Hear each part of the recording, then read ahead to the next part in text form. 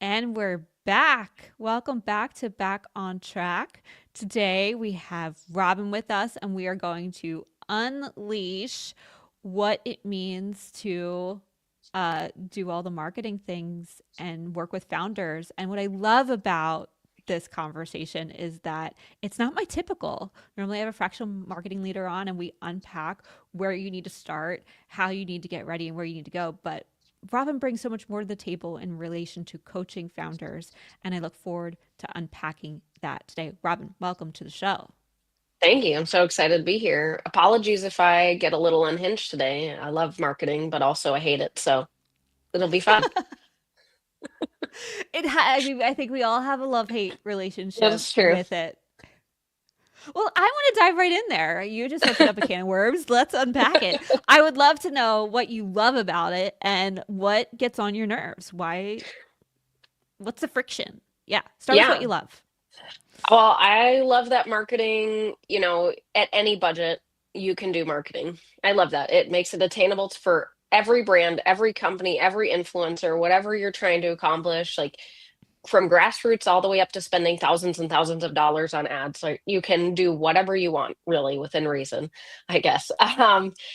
But it also, really enables your sales. Marketing is a great way to drive growth in your business.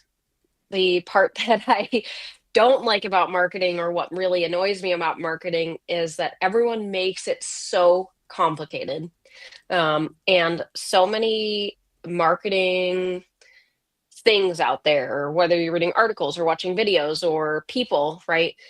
They're trying to get you to do everything all at once. And it Oh just yeah, don't creates do that. this mess, right? And it creates stress for business owners who are just trying to get their brand out there, get their voice out there, grow their business. And then you're creating this extra level of like, oh my God, I'm not on TikTok today. Is that going to really shrink my ability to grow? Or just these like little things. And I find it so frustrating. So frustrating. I gotta say, as a business owner and marketer, I can so feel that love hate relationship of that founder feeling of I need to be everywhere, and then my marketing brain like quieting it down, being like, "You're gonna be okay. No, you don't. Yeah. You're gonna do these Yeah. three things, and it's gonna be amazing." I'd love to know from your standpoint because I think we all struggle with this as founders. I'm lucky enough to have that marketing like angel sitting on my shoulder telling me I'm going to be okay. All is right with the world. Not all founders have that. Most of them are more on the technical side. They're more on the product building side. They're more on the IT side. Some, if we're talking about B2B tech and SaaS, how, what do you say to those founders who are like, you said any budget can work. So they come to you with a small budget and say, I just need to do something, but I feel like I got to be everywhere. How do you help those founders get off the ground? Well, the first thing I say is like, let's take a breath. Let's just calm it down, right? And then I want to know, what's your customer? Who is your customer? Where are they? Right? That's really your first question, I think, Mm-hmm. is okay, well, if I'm a B2B, are my customers on TikTok or Pinterest? Probably not. Maybe. They might be on there because they're looking for like paint colors. I don't know. But they're not on there to look for business things. But they're probably on LinkedIn, right? And so why don't we start there? Just like start where your customers live, where you know they are, and where you feel comfortable speaking. So not everyone is comfortable making reels or being on being that face, right? The video, But a lot yeah, of that's a people are hurdle. comfortable using ChatGPT to help them write text, right? So something like a LinkedIn or even Facebook, where you don't necessarily have to be on video, you don't have to have impressive visuals. Stuff like that is really easy to start with. And you can make it sound so good with AI these days. And just is a great, I also like, I'm a LinkedIn fangirl. So, um, Same. but you can start on these like really obtainable and free. LinkedIn is Mm-hmm. mostly free unless you want to upgrade your profile. channels and then go from there. Oh, well, actually, now I'm really comfortable. I've dipped my toes right into the LinkedIn, into the marketing. Maybe I could write a blog or a newsletter, or, like we can It's so start to crazy. like step it up instead of being like, well, now I'm on LinkedIn, Facebook, Instagram, TikTok, Pinterest, Yeah. X, I don't know, right? Like, You and need just to be trying everywhere. to go crazy. Yeah. No, I love that. I found it for myself. Like I yeah, I sort of go through momentum waves of like I can sit here and pump out 10 videos and then I can post them and sometimes I'm like all I can do is write today and I need my AI helper. You do talk about in doing my own sleuthing this and in our previous conversation as well this notion of post and pray. So how Mhm. do you help founders in that regard? Like you do need to show up on LinkedIn and you need to post, but how do you make it so that they're not it's intentional? Yeah. So I actually have a pretty decent example.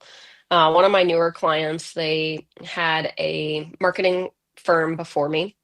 And I could see that they were doing this, what I call post and pray. So we just make graphics, we write some cutesy captions, and we just like put it on all the platforms and hope for the best. And when I did an audit for them, yeah, just fingers crossed marketing. When I did an audit for them, I was like, well, the branding looks inconsistent, right? Like if I went and looked at this post and the next post and the next post, it just looks like different people got on Canva that day and just like put some stuff together. But also, you're not getting any actual engagement or likes, shares, comments. It's not leading to a booking or, um, to your website, or they're not tracking that, whatever that might be. But as far as I can see, like it's just, we're just posting because you're paying them money and they're like, this is what we're supposed to do. Um, and so being intentional in your marketing is one, really starting with who's your customer. You have to understand that. But then I always feel like in the beginning, less is more, right? In marketing. Even if you had a digital marketing company that was doing a lot, it's okay to scale it back and say, you know what, Instagram really, like I love Instagram, but it's just because I like to scroll some BS videos. Um, but maybe that's not where I should spend my time as a business because my customer isn't there, even though someone is telling me I should be on there. And it could also be because what I do isn't visually beautiful, right? Like maybe I manufacture widgets, right? And that's just not a thing that goes on Instagram. It's not flashy cars or super yachts or beautiful scenery. Like it just maybe isn't the right vibe. And so it's okay to do less as long as you have the right tracking in place to know that it's working. And what I would say is like a post, if we look at LinkedIn, 2 or 3 posts a week is probably fine, right? In the Mm-hmm. beginning. Yep. And where I think people don't gain momentum on social media for the most part is they're not doing the other part, which is the social part of social media, of like That's your point. engaging with other posts, either as your brand or as you. LinkedIn is very focused on the business owner or the person as the creator versus the Mm-hmm. brand, even though they give you the opportunity to make a company page. Um, but if you're not in there communicating with other people and not just liking, right? Like actually scrolling through, leaving a sentence, things Commenting. like that, Yeah. commenting, And not you're just for losing, reach. correct. You're losing opportunity. Yeah. It's really hard. I'm not going to lie. I'm with you, founders. If you're listening, like, I know you're It's hard. probably, yeah, I'm sure there's like some cringe happening in your body right now, like my daughter who watches old 90s sitcoms and wonders how we stood it. But it's an important hurdle to figure out how to navigate for sure. For sure. LinkedIn, I mean, I've hardly been posting and I've hardly been engaged, and man, do my numbers show. What numbers do you look at, Robyn, to hope? I do think that helps like my itty shitty bitty committee is like hanging out with me right now because I can see the numbers and I can see how bad it is. So I know that I need to get back on track. Um, so what numbers do you use to help founders start to see the momentum and to feel proud of what they're doing to keep then going? Yeah, so I there's a lot of talk about vanity metrics, right? So eyeballs on your posts, engagements, views, whatever. Um, if you don't already have that stuff coming to your profile, your posts, like people seeing your posts, and then suddenly you're getting more people seeing more eyeballs on your stuff, I think to me that is one of the like that's a little bit of a win, right? Like I Yeah. went Leading from no one indicator. seeing my or like two people seeing my post to like 100 people seeing, then to whatever that might be.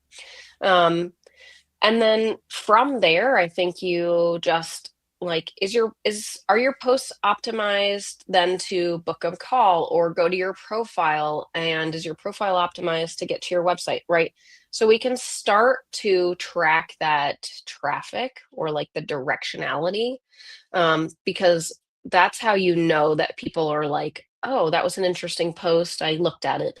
Oh, she's really talking about something I'm interested in. Let me check out her profile, right? Especially on LinkedIn, you can see all that. You can see that I'm not trying to turn this into a whole show on LinkedIn, but you can see like your, this drove X many engagements and 2 profile views or something like that.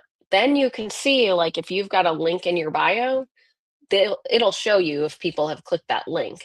And if it goes to somewhere in your website and they have to fill out a form, we could see that too, right? Yeah. Theoretically. Yeah. Um, and so it's just like tracking all the traffic essentially. Yeah. Yeah, leading I let's debunk this now because I know you normally get an opportunity to sort of stand on my high horse for a hot second and sort of and correct the myth, I guess. But I do think vanity metrics have gotten a bad rap mostly because they have been misdefined. Where like I had an analyst who stood up in front of a room at a presentation and defined what vanity metrics mean. And I absolutely just loved this and I would love your take on it too, Robyn. She compared it to a watermelon. And she's like, vanity metrics are the lovely green part of the watermelon where everything looks gravy, right? But actually, when you cut open the watermelon and you see all of that red, things are not so gravy. And so I think people now have convoluted vanity metrics of everything looking green to the top level metrics versus the bottom metrics when actually it's just not showing the whole story of what's actually working versus not working. And so leading indicators are not vanity metrics. I'd agree. I think the caveat there is like I like the old like standard marketing funnel, Funnel. right? Mm-hmm. Marketing to sales funnel, right? And your vanity metrics, your engagement, your impressions, your things like that. But it really is just your like people are paying attention, right? It's your upper funnel. Um, but at the end of the day, they become vanity if they're not ultimately driving to sales, right? So if they're just numbers to show numbers, but it doesn't actually convert, even if it's like 1,000 views to get one, not a great one, but 1,000 views Yeah. to get 10 leads to your website, right? Then we know, okay, well, either we need to work on how do we make it more engaging at the top so that they Conversions. want to Mm-hmm. convert, right? Or we just have a general understanding that it takes me 1,000 views to get 10 actual leads, right? Um, but you have to look at that. You can't just, I think what a lot of marketing agencies tend to do is show their clients like, look at this amazing impressions you got. Like this, you got 10,000 impressions on this. Mm-hmm. But I had a prospect, I was talking to a business owner the other day, and from the outside, if I hadn't dug into kind of their point of sale system and things like Watermelon. that, I was like, yeah, it's a watermelon, right? Beautiful. I'm like, wow, I couldn't even help you. Like, I can't even guarantee you that I get you 100,000 views on your post. Like, I just can't. I'm not going to ever do that. But when I got to their website data and their actual res point of sale stuff was like a 0.3% conversion. I was like, Ouch. you're paying for them to just like, oh, that's nice. I'll go to the guy down the street because his website converts better or whatever the issue is. Yeah. But the marketing company is just looking at it like, well, look, we did our job, which is, I will say, probably not their fault because most business owners, when they work with digital marketing agencies, keep them out here, Yep. right? You're not having conversations like these are my goals. This is how sales works. This is how my business actually functions. They're just like all you do is make Canva social media posts and that's your job and you stay in your little box and I'll run my business. And Yep. then we get annoyed because it doesn't work, right? But your marketing agency is annoyed too because I think generally most marketing people want this to work because we do love and hate marketing. We really do want this to work for you. But it only works if you're willing to let us in. Mhm. Yeah, that's exactly why I created a new service line called Marketing Leader and Activation, and why I love talking to marketing leaders like yourself because they have to work together. And as agencies, I was trying to find a way to create that bridge for that exact reason because we have to be brought in and we have to be told what the bigger picture is, what the vision is, what the ultimate goals are, what other usually as an agency you're doing one specific thing too, right? You'll have multiple agencies sort of each doing their own thing, and you need somebody to be bringing those together to say how all these channels are working as a compounding system. So yes, I totally agree that agencies are constantly set up to fail. It's why we don't work directly with founders. We go, we would love to work with you. And here is our bunch of marketing leaders. Let's set you up. Let's get you in touch. Let's figure that out. For that reason, I totally love that and agree that, yeah, founders, we love you and you're great at what you do. And it's okay. It's okay that marketing is not your strong suit. I'm a founder and I'm a marketer, and I gotta tell you, I'm bringing in outside help to help me with my own marketing. It's just what you have to do. It's hard to market your own stuff. You need outside help. Yes. It's all good. Yes, I You're not a agree. failure. I promise. I promise. Although I tell you, I sometimes feel that way. Um, when you talked about you said that you can do. Nope, we just talked about that. I'm going out of order here, folks. I'm trying to figure out where I am, make sure we're not duplicating efforts. Mhm. Let's talk about going more. We've talked very much about the small founder led stuff. That's not just what you do. That's not just where you sit. And so let's talk about the scale up folks, who are like, oh, I got a thing. I got some budget. I want to like, it is go time. They have a sales team that's like sitting around waiting for those leads to come in. How do you help bring marketing and sales together? This is an age old problem, or we've been, I can't believe I'm still talking about this. I've been doing this podcast since 2019 and I can't not still ask this question because it is still a problem. Mhm. So how do you solve it? Well, you put the marketing people and the salespeople in one room and you just tell them to fist fight. Just kidding. Don't do that. Fight The Club. salespeople will win because they are ruthless. Sorry, it's true. True. I'm married to one. Um, I always tell people that I tell people that I'm not a marketer because what I find is that, and I have a great team. I love my team. I love them, but they're so sweet. They're so nice. Like, they're just like, whatever you need, salesperson, I'll make you this brochure. Like, they're not going to be like, absolutely not. You don't need just another random PDF. Um, so what I tell people is, I'm a CMO. Like, I'm not here to be nice. Like, I am nice mostly, but I'm here to make this work. And I will toe to toe with your salespeople. And that's what marketing needs. Marketing needs someone to come in and say, don't bully my people, right? Like, I will speak to you directly and then I will dispel the messaging downward. Um, but we have to work together. Sales and marketing traditionally are like in these silos separately. Salespeople think marketing people are useless. Marketing people think salespeople are scary and they never listen. It might be true, but what you need as a business owner is to say, like, I'm done with you playing your dumb games, right? Like, we work together. This is a revenue generation department. That is our job, is to generate revenue at the end of the day. We do it differently. We approach it from kind of like different locations. Also, side note, if your sales team is just sitting around waiting for leads to come in, they're not salespeople and they need to go do their jobs. That might get some That's a hatred. different soapbox. That's a different soapbox to me. However, um, it really takes someone coming in and saying, talk to me about your sales process. Like, what are you seeing? Where I had this conversation with the head of sales for one of my clients the other day. I said, what do you need? So when you're out talking to these meeting planners or whatever, right? Like, what do you need from the marketing department in order to like really bring it home, right? And her response was, I never send them to our website because it's terrible. And I said, well, that is a marketing problem. Um, it was really like a business owner problem who didn't want to put the money into a new website.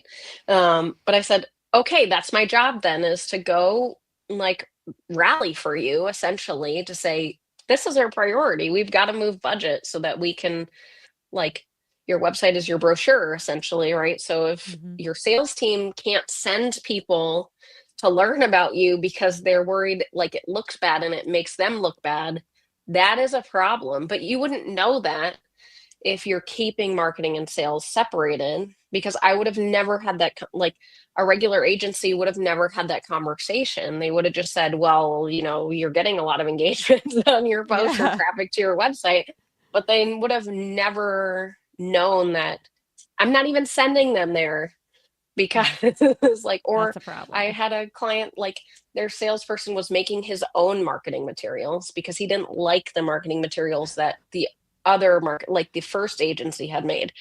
And I was like, bro, you can't just make your own things. Like, that's just not how this works. But that's the problem, right? Yep.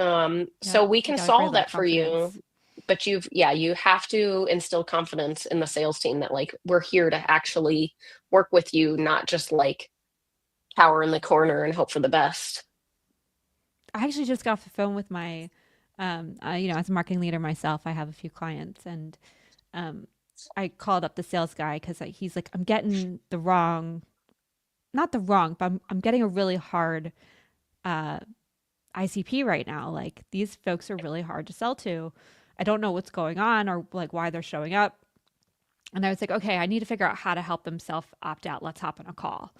And like as we started working to like through how his, I was like, I'm a sell to me.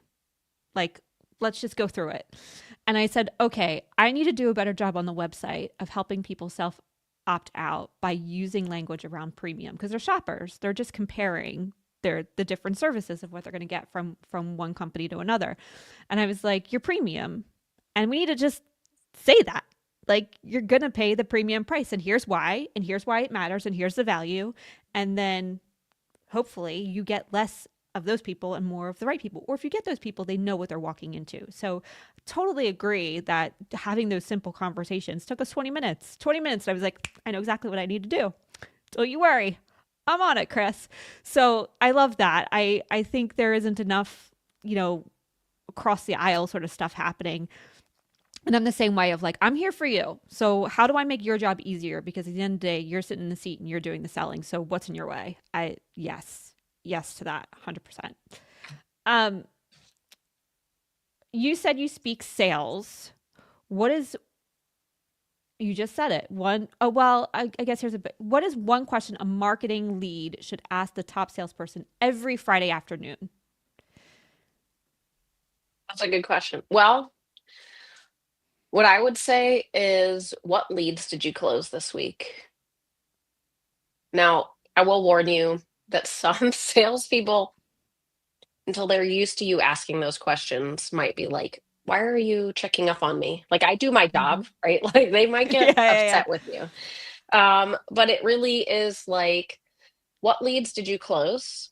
Tell me about them. I don't care. I mean, I care because I have an interest in this company growing, but I don't care that you only closed two or one, but I want to know about that customer, right? What was the process? Where do you think that maybe some additional touch points prior to your close would have been helpful? Um, and I also want to know, like, what didn't you close this week and why? Not in an accusatory tone, not because I'm here to like check on you and make sure that you're actually valuable to the company, but because I want to know Mm-hmm. where we're missing things, right? In the sales process, in the and it could be that like, hey, if we had one more email going out to them, like even if it was just like hey, I'm so excited to talk to you tomorrow, right? We can do that. If we're missing like this one step, okay, well they didn't people didn't show up, right? Yeah. Or Good whatever it call. might be. And then I think, the other part is like, what are your goals for next week, right? Mm-hmm. Or the rest of this month? You close two. Is your goal to close two every week? Is it just like, no, my goal is one and I just happen to get an extra, right? So we can stay aligned in the direction that we're going. Because if your goal is to close five new sales and you're not closing any, or you're only closing one, and it's not a sales issue. This is my husband. Don't mind me. He's on the phone. Um, then it's a marketing issue. And Yes. so we need to just come together and have the kind of these conversations. Yes. Yeah, exactly. I just got off this call and that's exactly what I was trying to figure out. I'm not here to say you're not doing your job, you're not closing these and why not. My job was to figure out why aren't they closing and what's in your way and how can I support you. So yeah, I think just building that rapport up front can and saying that up front, here's what I'm here to do. This is why I'm asking these questions is just the best way to disarm people and get to the root issue. So we're here I for will the people. also tell you that, like, as a CMO, my job isn't to report to other people except the owner or the CEO or whoever is the purse holder, right? The decision Of maker. course, it's important. And I need access. I always tell my clients, you can't send me too much stuff. You can't give me access to too many things, right? Like we have an NDA. I'm not going to go like tell people or show people your stuff. But like, I want to see your QuickBooks. I want to track these metrics. I need access to these things because ultimately my job is to talk to the owner and say, here's what's working in revenue, driving revenue. Here's what's not working. Here's what we're going to do to fix it. And like, maybe we're bringing in like just a ton of leads and operations can't fulfill it, right? They've got a customer fulfillment, sales closes, and then the next, like, we're actually losing them at the beginning of fulfillment because operations is behind, right? And so the more, as a head of sales, as a head of marketing, like, our job is to keep the customer forever or however long they stay with us, not just close a lead. Mm-hmm. And I think like that's what makes marketing and sales, but marketing valuable to business owners the most, I think, Mm-hmm. is retaining customers. Yes. Because getting new customers is expensive. Keeping an Yes. existing customer is free almost, right? So like you got Yeah. to be kind of looking at both sides of the So revenue. important. Absolutely. I think that's one of the reasons too as to why I was like, we need a marketing leader in that seat to working directly with the founder because they need access to that data. They should not be do not give your agency access to your QuickBooks. That's a terrible idea. Correct. But if you have a marketing leader that you have an agreement with that you can give that information to, like I know that we close 20% of revenue comes from past clients, right? And I know that because all of the financial stuff is in the CRM, it's all tied together as one system. And it's so powerful to be able to tie all that together to really know, to your point, is the free leads just sitting there, the Yep. newsletter and the automations are doing their job every Monday. When that newsletter drops, I know we're going to get 3 leads from it. It's going to Yep. be previous clients, right? We got to We know had that. a I have a client, but I have a lot of clients in the limo, chauffeur transportation, hospitality space. And um, one of my clients does wedding shows. So he takes his big vehicles to the wedding show, the bridal show and whatever. And I think a lot of people will be like, well, how many weddings did you book? Well, yes, that's important. Absolutely. Like your purpose here is to get brides, right? Or their parents, whatever, to Hmm. book wedding transportation. But what we found is that people who see them at the show are then booking nights out, concerts. So we were able to track that customer, that lead. So maybe Yeah. they didn't book their wedding yet, right? And they're just there getting ideas. But in the meantime, you've established this trust factor with them. Hmm. And so now they're like, Post Malone is coming into town. I'm going to book a ride so we don't have to deal with parking, right? Or whatever. Or let's do our bachelor, bachelorette, which is pretty obvious. Hmm.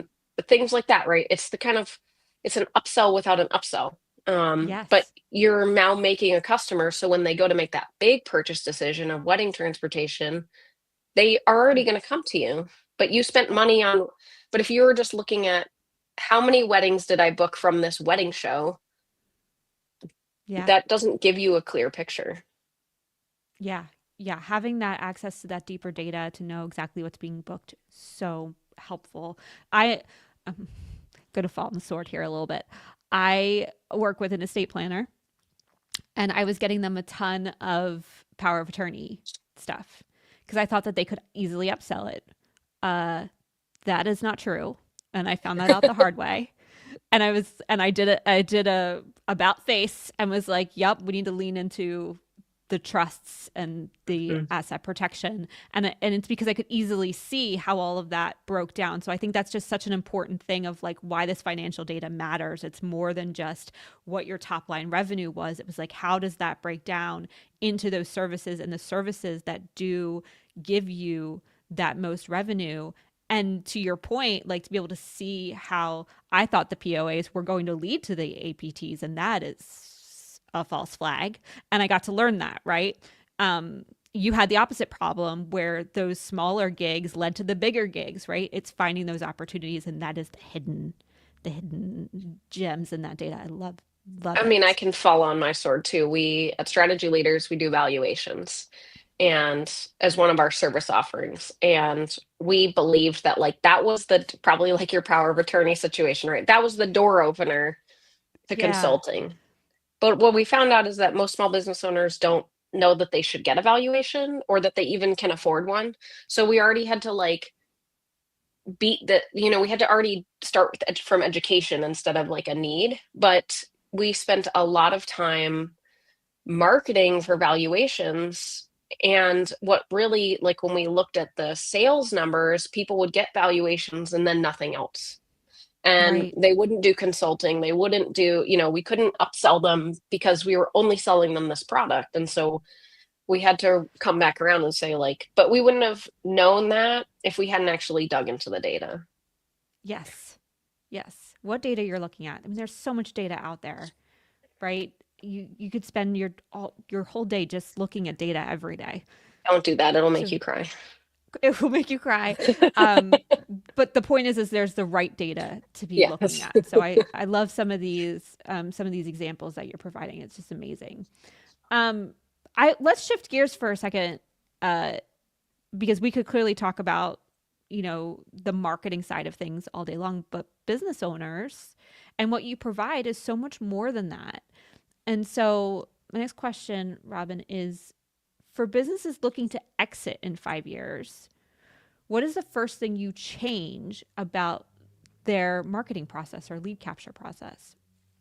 Yeah. So what I would say is if you are looking to exit, thinking about exiting, side note that when you start a business, you should be thinking about your exit so that you can exit on your own terms. That's just my little pedestal to sit on. But you want to think like a buyer. So when you look at your marketing and your sales function, right, does it operate without you? Can it operate by itself? And can I show an outside person that these activities lead to this, that leads to revenue, right? And so you want to you need to make your company look and be as valuable as possible. And that really is creating this growth engine, this scalable growth engine. Because at the end of the day, if I'm trying to buy your business or a business, and I've already owned particularly business owners who already own businesses and are going to buy another business, which is usually the buyer, they don't want to fix your systems. They want to buy a business that works. And the value of your business, how much you will get out of that from selling, is infinitely higher if it functions as it should, and if it generates revenue and positive cash flow, right? And so you want to look at your marketing as um, strategic, not just post and pray. And we have a system, right? So all the way from we do our social posts and our paid ads down to when they get to the website, they can clearly book or purchase something, or there's some sort of request for information, things like that. So you're creating a clear process on how people get all the way through to the end to buy something. We were just talking to founders and doing more founder led sort of startup, to get going, you just got to start posting on LinkedIn, and that falls on the founder, and that's very founder led. How do you transition from that founder led motion into more of that growth engine? Yeah. Um, so I talked about having, like, on the founder side, pick one place to be and just like maximize that place, like LinkedIn or whatever that might be. When you jump into growth marketing, growth engine marketing, like creating this system, you have to expand where you're going, but you have to do it in a smart way. So again, not every platform all the time, every day, but to really think, okay, well, so I always tell people that even if you are a B2B business, the B at the end of that is a person, right? And so ultimately, something like, if you're targeting me, right? My business isn't on social media looking at things. I am on social media or the internet or whatever looking at things. And some of the best campaigns I've seen is, people call it retargeting. A lot of business owners maybe have heard that word, but they don't really know what that means or how to do it Oh, because it it's such a feels great bridge. Yeah. complicated. It can be if you make it complicated. But basically, I need your ads to follow me because it's going to take me a bunch of times, especially in this age, of seeing you to actually make a purchase. One of the best examples I can think, not my client, but one of the best examples that I can think of for like a small business, there's a company called Savoya. They are a booker, like a broker, a transportation broker. And I was on their website doing some competitive research. And then I went on Facebook, not to look for Savoya. Their ad popped up. And then I started seeing their posts. And then I was on YouTube watching some, I don't know, BS with my kid, and the ad that popped up was Savoya, right? So, and I knew the brand because obviously it was on their website, but I indicated to them unintentionally that I might be interested in their services, Mm-hmm. and they have followed me ever since because you accept the cookies at the bottom of the page. But it's doing things like that, not in to be creepy, but to just say, be a constant reminder, but it has to show up where I go, right? Mm-hmm. So clearly I spend a lot of time on YouTube. I have a client with a podcast, so I'm on there a lot. So like, if you're targeting me, it's probably Instagram, LinkedIn, YouTube, right? And so you need to start thinking about, where are your customers spending their time? And then how do you tailor your message to those platforms, right? So what works on LinkedIn isn't going to work on Instagram, because I'm on Instagram to be much more casual, probably, right? Like, Right. I love the videos of real people talking about products or services or things like that, testimonials, right?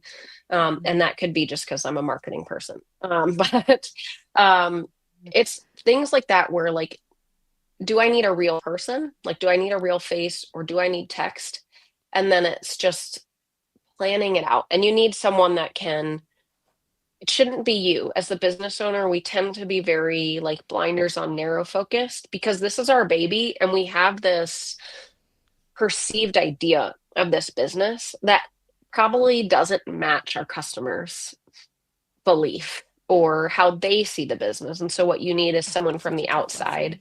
I know it's really hard. Someone from the outside to come in and say, I get that that's like, that's what you think and that's how you feel about this business, but that's not what Johnny, the other business owner, feels about your business. And so how do we adjust our messaging so we can get him?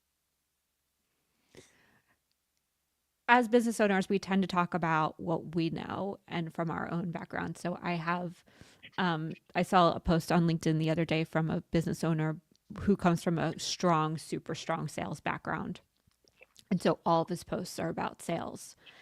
And I said to him, he was like, he said he got on his high horse over the weekend and posted and it didn't go anywhere. And he was surprised. And I said, I think you have the notion that all your audience, your buyer is also in sales. And while that might be accidentally true, because sorry, founders, but you are the first sales and marketing person when you start a business, whether you want to be or Yep. not, not all folks come from that background. So they can't relate. And so yes, I think we have to. I had another prospect who was doing something very similar. He was talking a lot about media and what the media was doing. I was like, but how does that tie to your business and the problem you solve? It's great that you know what's happening in the industry, but why does that matter? Right. Yep. And so, yes to having that outside voice. Yes to having somebody look at your ICP and say, I love that you're part of your ICP and that's how you think, but you not everybody in your ICP is the same. And this is how we need to broaden the scope. So, so important. So hard. It's such a hard lesson. I'm learning I it would also myself. say, like, your ICP, that customer who is actually like controlling the purse strings of the purchase could not be the person who is doing the research to bring that to that person to make the decision. So we see this Yep. a lot in corporate travel, right? Mm-hmm. The executives that are in the planes or in the private jets, in the limos, whatever that is, they didn't make that decision. Their executive assistant or the head of, like, if the business has a travel department, that person made that decision. And so you need to, so yes, the executive in your car is probably driven, salesy, like, I just want to get in the car and get to my meeting or get to the airport and I'm very direct and I don't have time for BS, right? But Right. your executive assistant is probably, there's a, I don't know if you're familiar with DISC, but they're probably like Mm-hmm. what I would call like a sensitive maintainer, right? So they get stuff done, but they're just like, they're there to serve. They speak a different language. They're looking for different things. They're looking for reliability and safety. And like, is my boss going to be on time? Because otherwise he'll get mad, right? They're looking at these things versus the person actually utilizing the service product. And so you need to really think about that, because in marketing, you have to unfortunately hit both demographics. True. True. So, how do you do that? Especially if you're on more of a, this is gonna be our last question, folks. I could keep going with Robyn all day because she just keeps opening up the can of worms. It's great. Sorry. No, no, I love it. I'm here for it. So, last question for you, Robyn, is when you're looking at a smaller budget or even a growth, you're initially getting into that growth stage, and you're like, oh no, not only do I have to be on all these channels now, but I also have to talk to two different audiences. How do you do that without muddying the waters? And do you focus on one? Do you go after both? Tell me more. I'm gonna get my Thank charger while I you. listen. You kind of test it. So you go after one or the other. I think you really have to think about who brings the decision to the decision maker. And if it's one person who is the shopper and the decision maker, awesome.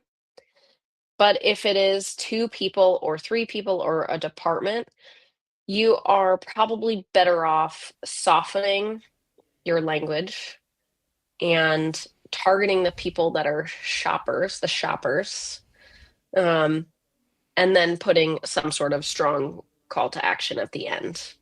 And what I would say is a really good way to figure that out is to talk to your customers because they will tell you. Not all of them, most of them, a lot of them don't want to talk to you, but if you have a relationship with some of them, it's worth having that conversation. Hey, how did you find us? How did you decide that we were the right person to go with, right? Customer feedback is your best bet on how to move forward with your marketing. Another super hard lesson, but it's why I started a podcast because I get to sit down and hang out with my audience and understand what their pain is every day. There's creative ways to do it. You don't necessarily just have to like pick up the phone. But yeah, I mean, if you and having a relationship, I'm sure you have relationship with some of your early buyers. It's so critical. It's so hard. These lessons are so hard, Robyn. You're dropping truth bombs all over the place.